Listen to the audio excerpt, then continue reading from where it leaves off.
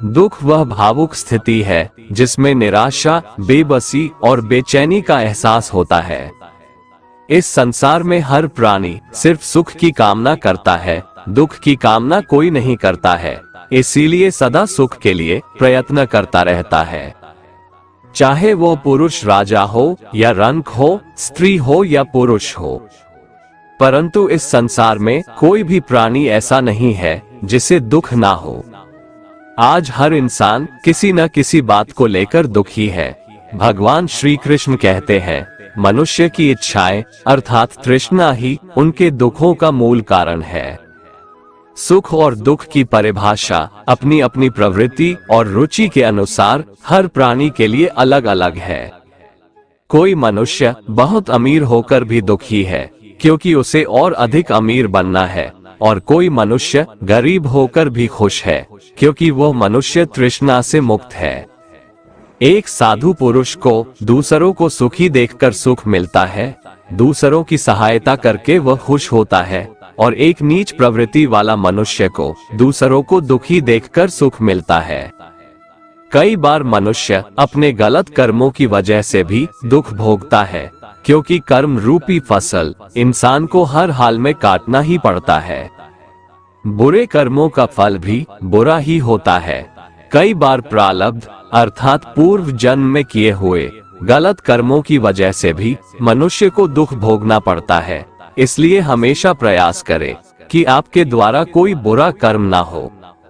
भगवान कहते हैं, जीवन में हमेशा सुखी रहने के लिए मुझसे नाता जोड़ो। जो मनुष्य मुझसे नाता जोड़कर श्रद्धा भाव से मेरी भक्ति करता है, मैं उसे वो हर चीज देता हूँ जो उसके पास नहीं है, और जो उसके पास है मैं हमेशा उसकी रक्षा भी करता हूँ। मैं अपने भक्तों को कभी दुखी नहीं देखना चाहता हूँ। भगवान श्री कृष्ण के इस वाणी को भक्त प्रहलाद के जीवन से जोड़कर अच्छे से समझा जा सकता है।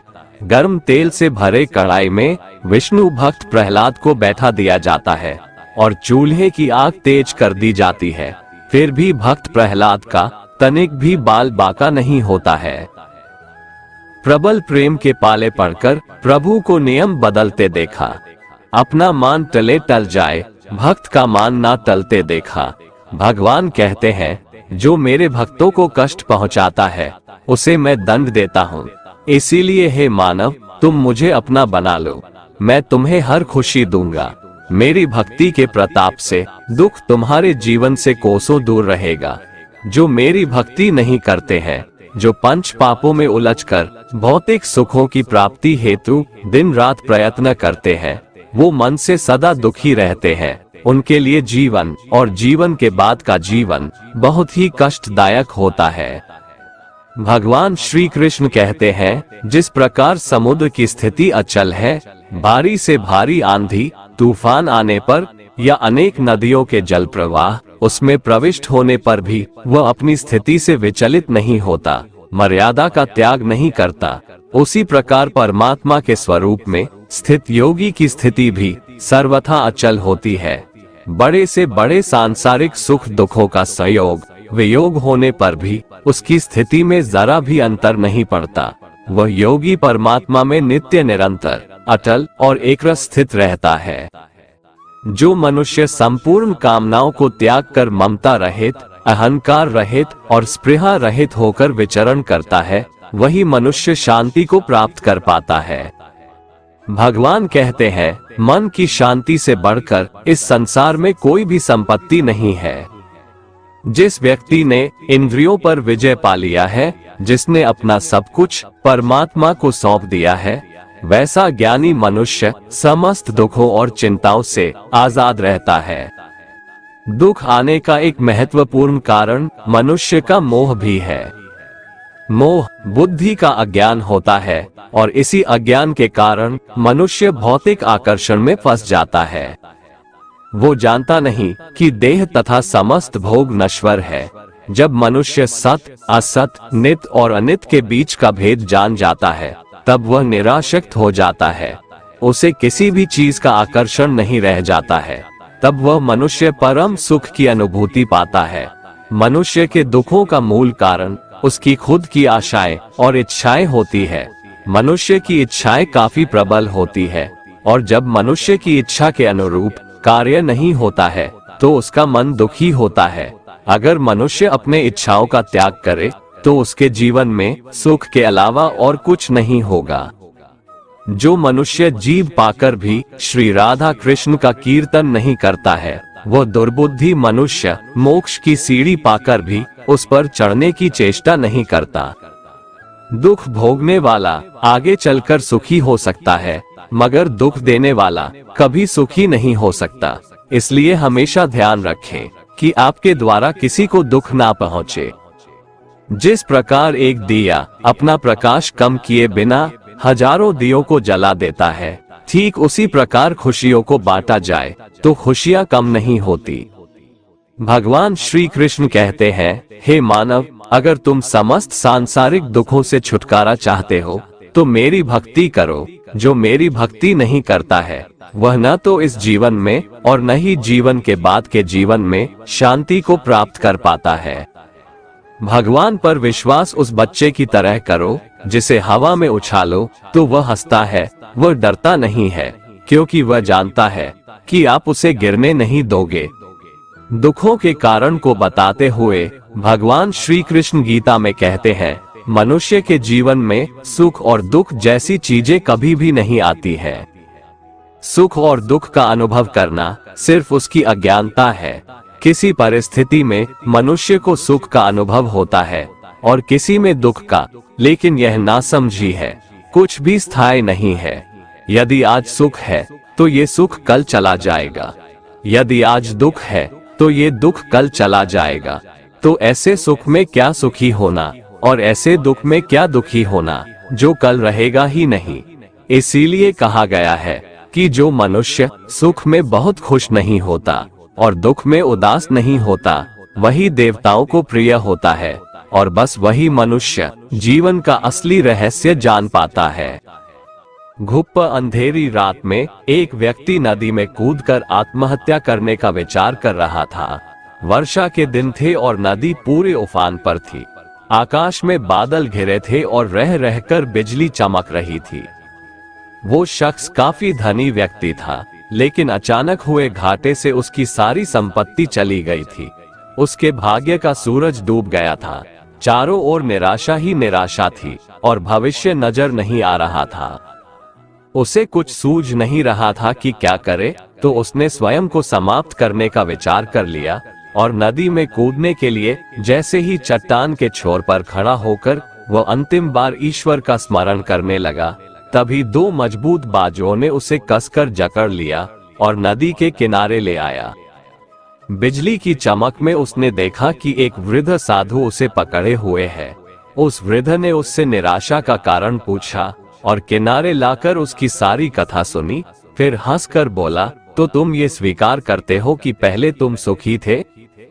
सेठ बोला, हाँ, मेरे भाग्य का सूर्य पूरे प्रकाश से चमक रहा था। सब और मान सम्मान और संपदा थी।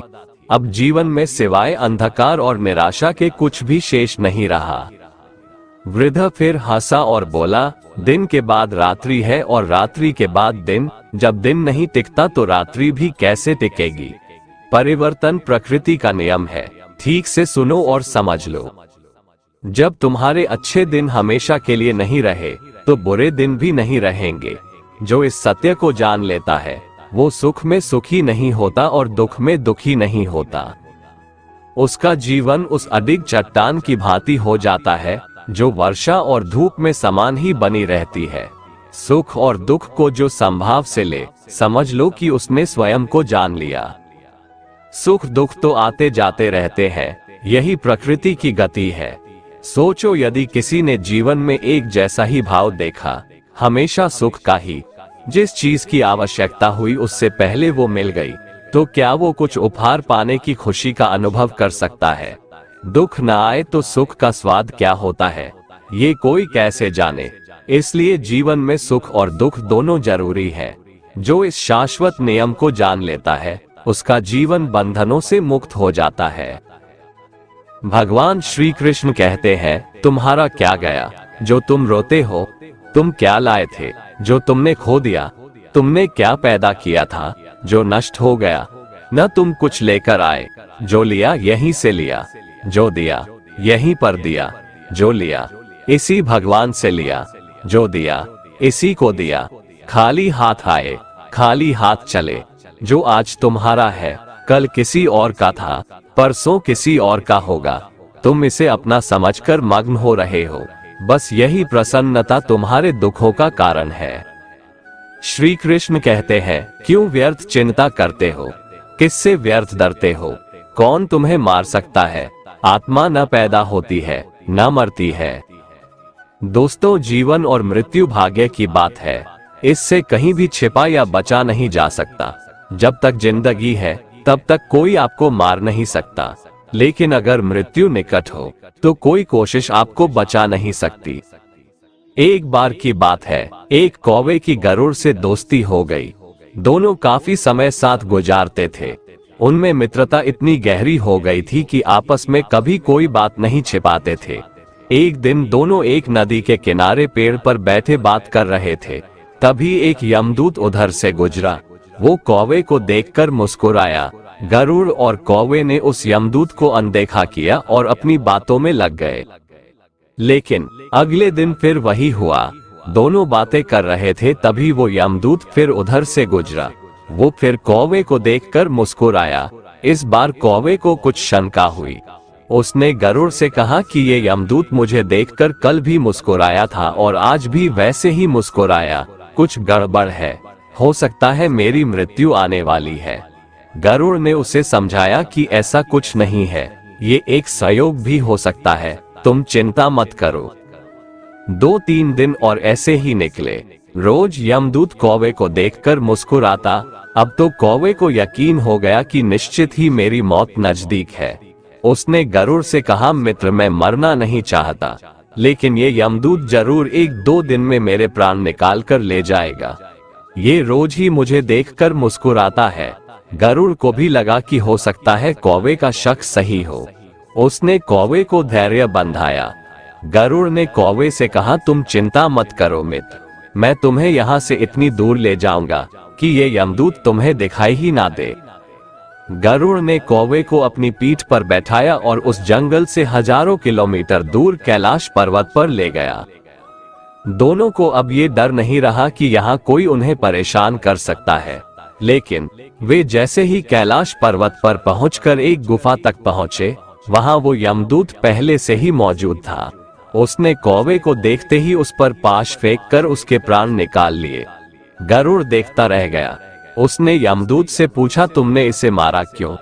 यमदूत ने कहा कि इसकी मौत इसी समय लिखी थी, इसलिए इसके प्राण निकाल लिए। गरुड़ ने फिर पूछा, तो फिर तुम इसे देखकर उस जंगल में मुस्कुराते क्यों थे?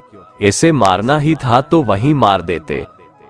यमदूत ने जवाब दिया, इसकी मौत कैलाश पर्वत पर ही लिखी थी, लेकिन 4-5 दिन पहले इसे उस जंगल में देखकर मुझे ये आश्चर्य हो रहा था कि ये इतने कम समय में वहां पहुंचेगा कैसे, क्योंकि इसके पंख भी छोटे हैं और ये लंबी उड़ान भी नहीं भर सकता, तो हजारों योजन दूर कैलाश तक ये पहुंचेगा कैसे?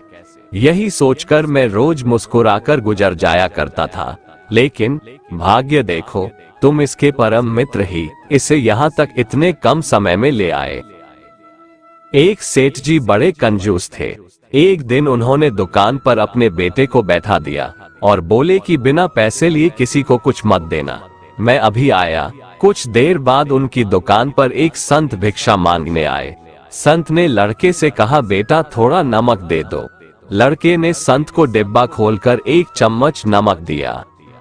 जब सेठ जी दुकान पर आए तो देखा कि डिब्बा खुला पड़ा था। सेठ जी ने कहा कि क्या बेचा? बेटा बोला, एक संत जो तालाब पर रहते हैं, उनको 1 चम्मच नमक दिया था। सेठ का माथा ठनका। वो बोले, अरे मूर्ख, इसमें तो जहरीला पदार्थ है। अब सेठ जी भागकर संत के पास गए। तब तक संत भोजन बनाकर भगवान को भोग लगाकर खाने की थाली लेकर बैठ चुके थे। सेठ जी दूर से ही बोले, महाराज रोकिए, आप जो नमक लाए थे नमक नहीं था बल्कि जहरीला पदार्थ था, कृपा करके आप ये भोजन न करें। संत जी बोले, भाई हम तो प्रसाद लेंगे ही, क्योंकि भोग लगा दिया है, भोग लगाकर भोजन छोड़ नहीं सकते। अगर भोग नहीं लगता तो भोजन बेशक छोड़ देते।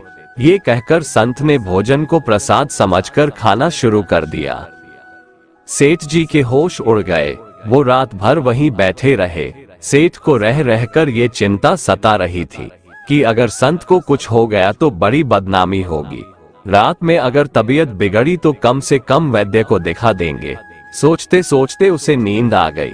सुबह रोज की तरह संत जल्दी उठ गए और नदी में स्नान करने लगे। सेठ जी ने कहा, महाराज तबीयत तो ठीक है। संत बोले, भगवान की कृपा है। इसके बाद वे पूजा के लिए मंदिर चले गए। जैसे ही संत ने मंदिर का द्वार खोला तो देखा कि भगवान के श्री विग्रह के 2 भाग हो गए हैं और शरीर काला पड़ गया है। ये देखते ही सेठ को सब समझ आ गया कि भक्त के अटल विश्वास को देखकर भगवान ने भोजन का जहर भोग के रूप में स्वयं ग्रहण कर लिया और भक्त को प्रसाद ग्रहण कराया। इसके बाद सेठ ने तुरंत घर जाकर बेटे को दुकान सौंप दी और स्वयं संत की शरण में आकर भगवान की भक्ति करने लगा। मित्रों, इसी अटूट विश्वास के भगवान भूखे हैं। एक बार उस परम पिता परमात्मा पर ऐसा विश्वास करके तो देखिए, वो आपको कभी रोने नहीं देंगे, बल्कि आपके लिए वो रोएंगे। मित्रों, भगवान अपने भक्तों से बहुत प्रेम करते हैं।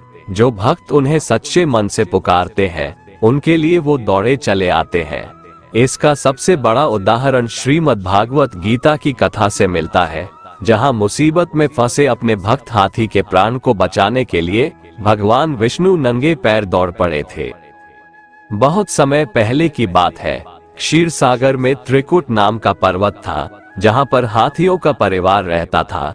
इनका मुखिया था गजराज गजेंद्र। हर रोज की तरह जब गजराज गजेंद्र अपने परिवार के साथ घूमने जा रहे थे तो सबको प्यास लगी। सारा परिवार गजराज के साथ सरोवर में पानी पीने गए, लेकिन उन्हें पता नहीं था कि वहां पर मगरमच्छ है।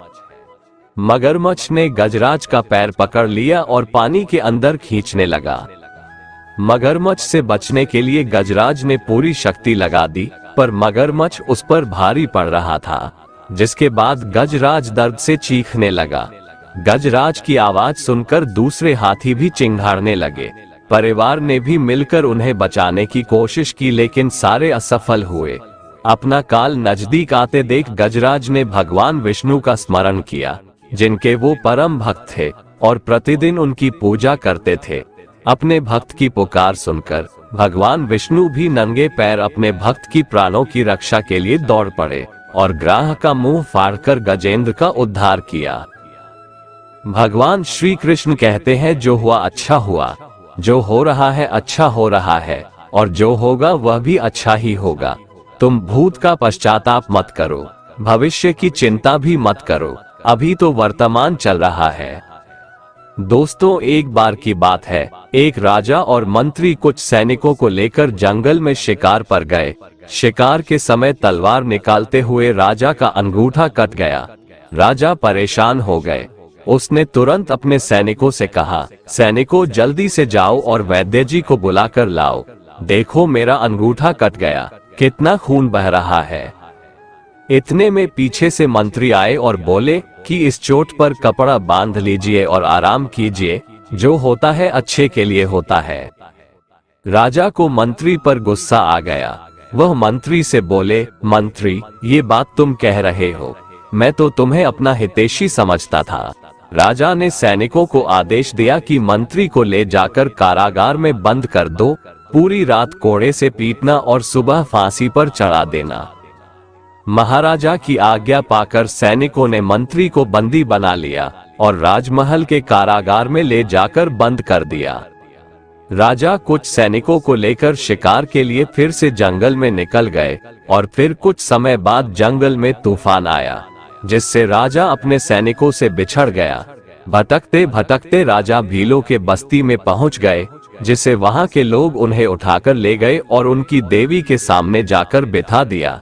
पुजारी उसकी बलि चढ़ाने वाला ही था कि एक भील बोला, इसका तो अंगूठा कटा हुआ है, ये तो अशुद्ध है, हम इसकी बलि नहीं दे सकते। और उन्होंने इस तरह राजा को छोड़ दिया और राजा की जान बच गई। फिर चूंकि अब राजा को समझ में आया कि जो होता है अच्छे के लिए होता है, उसे याद आया कि आज सुबह मंत्री को फांसी लगने वाली है। वह भागा भागा आया। उसने देखा कि मंत्री फंदे को गले में पहनकर खड़ा है। राजा ने उसे नीचे उतरवाया और उसके पैर पकड़ लिए और फुट फुट कर रोने लगे। राजा ने अपनी सारी घटना मंत्री को सुनाई और माफी मांगने लगा। मंत्री बोला, माफी वाफी मांगने की जरूरत नहीं है महाराज, जो होता है अच्छे के लिए ही होता है। राजा बोला, मंत्री क्या तुम सच में पागल हो? मेरी नासमझी की वजह से रात भर तुमने कोड़े खाए और फिर भी कहते हो जो होता है अच्छे के लिए होता है। फिर मंत्री बोले, महाराज यदि मैं यहाँ कोड़े नहीं खा रहा होता तो आपके साथ होता, और यदि मैं आपके साथ होता तो वो लोग मेरी बलि चढ़ा देते। अब राजा को समझ में आया कि सच में जो होता है अच्छे के लिए होता है, और ईश्वर जो भी कुछ करता है अच्छे के लिए ही करता है।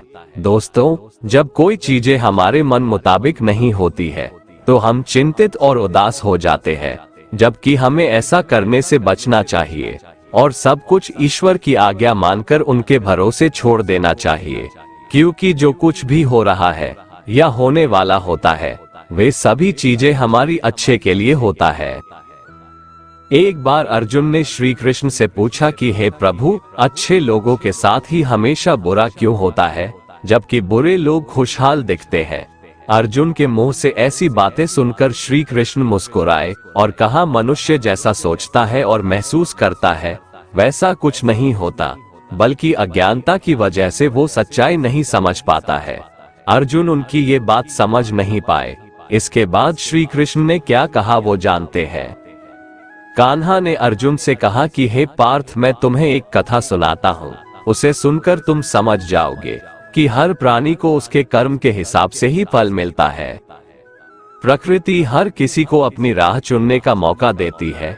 अब वो मनुष्य की इच्छा पर निर्भर करता है कि उसे धर्म की राह चुननी है या अधर्म की। कथा शुरू करते हुए श्री कृष्ण ने कहा, एक नगर में दो पुरुष रहा करते थे। एक पुरुष व्यापारी था जिसके जीवन में धर्म की बहुत महत्ता थी। वो पूजा पाठ में यकीन रखता था।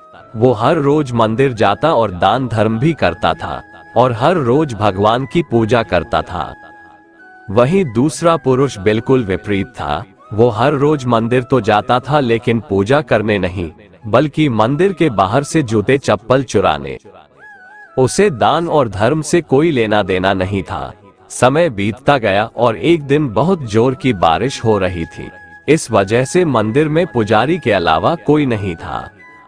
ये बात जब दूसरे पुरुष को पता चली तो उसने सोचा कि यही सही मौका है मंदिर का धन चुराने का। पंडित से नजर बचाकर उसने मंदिर का सारा धन चुरा लिया। उसी समय धर्म कर्म में विश्वास रखने वाला व्यक्ति भी मंदिर पहुंचा। दुर्भाग्य से मंदिर के पुजारी ने उसे ही चोर समझ लिया और चिल्लाने लगे। वहां लोग एकत्र हो गए और उसे बहुत मारा। किसी तरह वो बचते बचाते वहां से निकला तो दुर्भाग्य ने उसका साथ वहां भी नहीं छोड़ा। मंदिर के बाहर वो एक गाड़ी से टकरा गया और घायल हो गया। फिर वो व्यापारी लंगड़ाते हुए घर जाने लगा तो रास्ते में उसकी मुलाकात उस पुरुष से हुई जिसने मंदिर से धन चुराया था। उसने कहा, आज तो मेरी किस्मत चमक गई, एक साथ इतना सारा धन मिल गया। ये सब देखकर उसे बहुत बुरा लगा और उसने अपने घर से भगवान की सारी तस्वीरें निकाल दी। कुछ सालों बाद दोनों ही पुरुषों की मृत्यु हो गई। मरने के बाद जब दोनों यमराज की सभा में पहुंचे और भले पुरुष ने दूसरे व्यक्ति को देखा तो उसे बहुत गुस्सा आया। उसने क्रोधित होकर यमराज से पूछ ही लिया, मैं तो हमेशा अच्छे कर्म करता था, दान में विश्वास रखता था, उसके बदले जीवन भर मुझे अपमान और दर्द ही मिला, और इस व्यक्ति को नोटों से भरी पोटली, आखिर ऐसा भेदभाव क्यों? इस पर यमराज ने कहा, पुत्र तुम गलत समझ रहे हो। जिस दिन तुम्हारी गाड़ी से टक्कर हुई थी वो दिन तुम्हारे जीवन का आखिरी दिन था, परंतु तुम्हारे अच्छे कर्मों की वजह से तुम्हारी मौत सिर्फ एक छोटी सी चोट में बदल गई। तुम इस दुष्ट व्यक्ति के बारे में जानना चाहते हो? दरअसल इसके भाग्य में राजयोग था, मगर इसके कुकर्मों और अधर्म की वजह से वो सिर्फ एक छोटी सी धन की पोटली में बदल गया। कथा सुनाने के बाद श्री कृष्ण अर्जुन से कहते हैं, पार्थ क्या अब तुम्हें तुम्हारे सवाल का जवाब मिल गया? ऐसा सोचना कि भगवान तुम्हारे कर्मों को नजरअंदाज कर रहे हैं, ये बिल्कुल भी सत्य नहीं है। भगवान हमें कब क्या किस रूप में दे रहा है, मनुष्य को समझ में नहीं आता है। मगर आप अच्छे कर्म करते रहें तो भगवान की कृपा हमेशा बनी रहती है। इसलिए अपने अच्छे कर्मों को बदलना नहीं चाहिए, क्योंकि उसका फल हमें इसी जीवन में मिलता है। इसलिए मनुष्य का फर्ज है कि वो हमेशा अच्छे कर्म करते रहें, क्योंकि श्री कृष्ण ने गीता में भी बताया है कि किसी के द्वारा किया गया कर्म बेकार नहीं जाता है, चाहे वो अच्छा हो या बुरा। भगवान श्री कृष्ण कहते हैं, तू तन, मन और कर्म से खुद को मुझे समर्पित कर दे, मैं तुम्हें वो हर कुछ दूंगा जो तुम्हारे पास नहीं है, और जो तुम्हारे पास है मैं उसकी रक्षा भी करूंगा। तू जिस दिन से मुझसे निस्वार्थ प्रेम करने लगेगा, उस दिन से तू सिर्फ मेरा हो जाएगा और मेरे परम धाम को प्राप्त होगा। मित्रों, एक गांव में एक बूढ़ी औरत रहती थी। उसका नाम सावित्री था। सावित्री का आगे पीछे कोई नहीं था, इसलिए वह बेचारी अकेली रहती थी। एक दिन उस गांव में एक साधु आया। सावित्री ने साधु का बहुत ही प्रेम पूर्वक आदर सत्कार किया। जब साधु जाने लगा तो सावित्री ने कहा, महात्मा जी, आप तो ईश्वर के परम भक्त हैं, कृपा करके मुझे ऐसा आशीर्वाद दीजिए जिससे मेरा अकेलापन दूर हो जाए। अकेले रह रहकर उब चुकी हूँ। साधु ने मुस्कुराते हुए अपनी झोली में से बाल गोपाल की एक मूर्ति निकाली और बुढ़िया को देते हुए कहा, माए ये लो आपका बालक है, इसका अपने बच्चे की तरह प्रेम पूर्वक लालन पालन करती रहना। बुढ़िया माए बड़े लाड़ प्यार से ठाकुर जी का लालन पालन करने लगी। एक दिन गांव के कुछ शरारती बच्चों ने देखा कि सावित्री मूर्ति को अपने बच्चे की तरह लाड़ कर रही है। नटखट बच्चों को बुढ़िया से हंसी मजाक करने की सूझी। उन्होंने बुढ़िया से कहा, अरे माए सुन, आज गांव में जंगल से एक भेड़िया घुस आया है जो छोटे बच्चों को उठाकर ले जाता है और मारकर खा जाता है। तू अपने लाल का ख्याल रखना, कहीं भेड़िया इसे उठाकर ना ले जाए। सावित्री ने अपने बाल गोपाल को उसी समय कुटिया में विराजमान किया और स्वयं लाठी लेकर दरवाजे पर पहरा लगाने के लिए बैठ गई। अपने लाल को भेड़िए से बचाने के लिए सावित्री भूखी प्यासी दरवाजे पर पहरा देती रही।